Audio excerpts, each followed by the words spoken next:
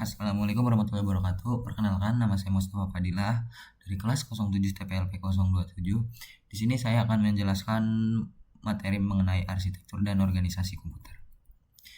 Oke, yang pertama ada definisi arsitektur dan organisasi komputer, yaitu arsitektur komputer. Jadi apa sih arsitektur komputer itu? Dia adalah bagian dari desain sistem komputer yang berhubungan dengan aspek logis dan fungsional seperti struktur, instruksi, pengalaman, memori, dan antarmuka program. Nah, untuk organisasi komputer, yaitu cara implementasi fisik dari arsitektur komputer tersebut, termasuk pengaturan dan kerja komponen hardware seperti prosesor, memori, dan sistem input-output. Arsitektur lebih dekat ke perangkat lunak, sementara organisasi fokus pada perangkat keras.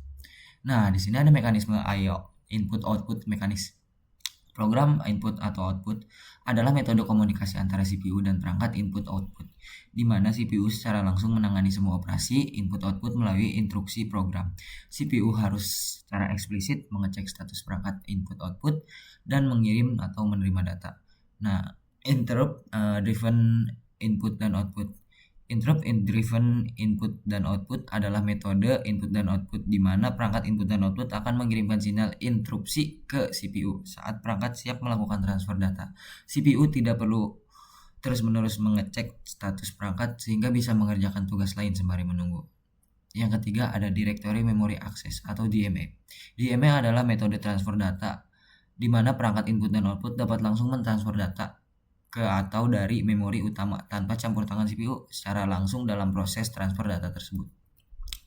Lalu ada organisasi komputer.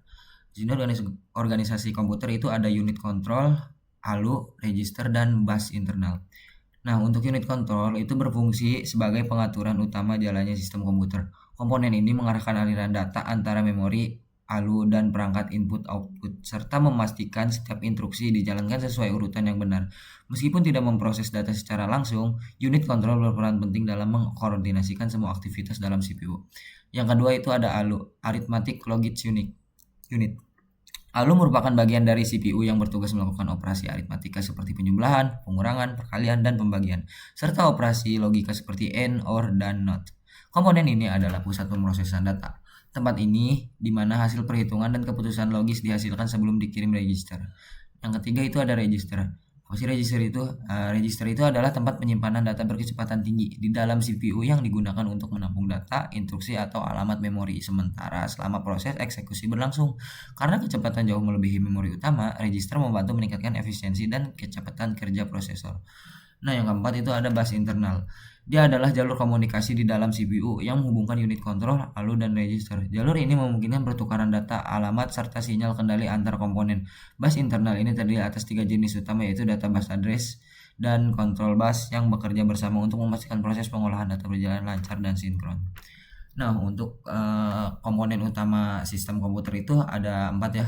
Ada unit masukan, input unit, unit proses, ada unit keluaran, ada unit penyimpanan. Untuk alur prosesnya itu input kita memasukkan input atau data, lalu memproses, bisa langsung menyimpan ke storage atau bisa menampilkan output. Jadi storage itu digunakan kapanpun saat dibutuhkan untuk penyimpanan atau mengambil data selama proses berlangsung. Fungsi CPU, Central Processing Unit. Nah, yang pertama itu ada fetch. Fungsi dari fetch itu mengambil instruksi dari memori utama. Dan yang kedua itu ada decode, menafsirkan atau menerjemahkan instruksi agar dipahami CPU. Dan yang ketiga ada execute. Nah, execute itu untuk menjalankan instruksi sesuai perintah, misalnya seperti operasi aritmatika atau logika. Dan yang keempat ada store, menyimpan hasil eksekusi ke memori untuk digunakan kembali. Jadi intinya CPU bertugas mengendalikan seluruh operasi komputer dan memproses data agar menghasilkan output yang diinginkan. Nah, lalu ada hierarki memori. Hierarki memori itu terdiri dari 4, ada register, cache memory, RAM atau random access memory, hard disk atau SSD. Jadi register itu merupakan memori tercepat yang berada di dalam CPU dan digunakan untuk menyimpan data sementara saat prosesor melakukan operasi. Karena letaknya langsung di dalam prosesor, register memiliki waktu akses paling cepat, namun kapasitasnya sangat kecil dan biaya pembuatannya sangat mahal. Nah, yang kedua ada cache memory. Jadi cache memori itu berada di antara CPU dan RAM. Fungsinya adalah untuk menyimpan data atau instruksi yang sering digunakan agar prosesor dapat mengaksesnya lebih cepat tanpa harus mengambil dari RAM. Cache memiliki beberapa level, ada level 1, level 2, dan level 3. Dengan kecepatan yang berbeda-beda, semakin dekat ke CPU, semakin cepat, namun kapasitasnya semakin kecil. Yang ketiga ada RAM atau Random Access Memory. RAM ini berperan sebagai memori utama tempat menyimpan data dan instruksi program yang sedang dijalankan. RAM memiliki kapasitas yang jauh lebih besar dibanding cache. Namun, kecepatan aksesnya lebih lambat. RAM bersifat volatil, artinya semua data di dalamnya akan hilang ketika komputer dimatikan. Nah, yang terakhir itu ada hard disk atau SSD. Dia termasuk dalam penyimpanan sekunder yang digunakan untuk menyimpan data secara permanen. Jadi SSD ini memiliki kecepatan baca tulis lebih tinggi dibanding HD karena tidak menggunakan komponen mekanis, sedangkan HD memiliki kapasitas lebih besar dengan harga yang lebih murah. Oke, di sini ada sistem bus pada komputer. Jadi, bus itu adalah jalur komunikasi yang digunakan untuk mengirimkan data dan sinyal antar komponen utama komputer seperti CPU, memori, dan perangkat input-output. Dengan adanya bus, setiap bagian komputer dapat saling berkomunikasi dan bertukar informasi secara efisien tanpa perlu memiliki koneksi langsung satu persatu. Sistem bus inilah yang dapat menjadi penghubung utama agar seluruh komponen komputer dapat bekerja secara terkoordinasi dan terintegrasi. Lalu ada jenis-jenis bus. Nah, di jenis-jenis bus ini ada 3 jenis. Ada data bus, address bus, control bus. Nah, yang pertama itu data bus untuk mengirimkan data antar komponen seperti CPU, memori, dan perangkat input-output. Bus ini bersifat dua arah sehingga dapat dikirim dan diterima. Lebarnya misalnya 8 sampai 64 bit, menentukan banyaknya data yang bisa ditransfer sekaligus. Address bus. Jadi address bus ini membawa alamat memori tempat data akan diambil atau disimpan. Bus ini bersifat satu arah dari CPU ke memori.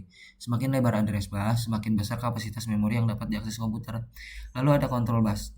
Control bus ini untuk mengirimkan sinyal kendali dan struktur antar komponen seperti sinyal baca atau tulis dan interrupt. Bus ini memastikan kerja CPU, memori, dan perangkat lain tetap terkoordinasi dan sinkron. Oke, yang terakhir itu kesimpulan. Arsitektur dan organisasi komputer merupakan dua aspek penting dalam memahami cara kerja komputer. Arsitektur komputer berfokus pada rancangan logis dan fungsional sistem, sedangkan organisasi komputer menekankan pada cara implementasi fisik dari rancangan tersebut. Jadi setiap komponen-komponen mulai dari CPU, memori, sistem bus, hingga mekanisme input-output memiliki peran yang saling terhubung. Untuk memastikan komputer dapat bekerja secara efisien, dalam hierarki memori, register, cache, RAM, dan penyimpanan sekunder SSD atau HDD tersusun berdasarkan kecepatan, kapasitas, dan biaya. Semakin cepat sebuah memori, semakin kecil kapasitasnya, dan semakin mahal biayanya. Keseluruhan sistem komputer dirancang untuk menyeimbangkan kinerja, efisiensi, dan biaya sehingga dapat menjalankan program dan mengelola data dengan optimal sesuai kebutuhan pengguna. Mungkin sekian dari saya, kurang lebihnya mohon maaf. Wassalamualaikum warahmatullahi wabarakatuh.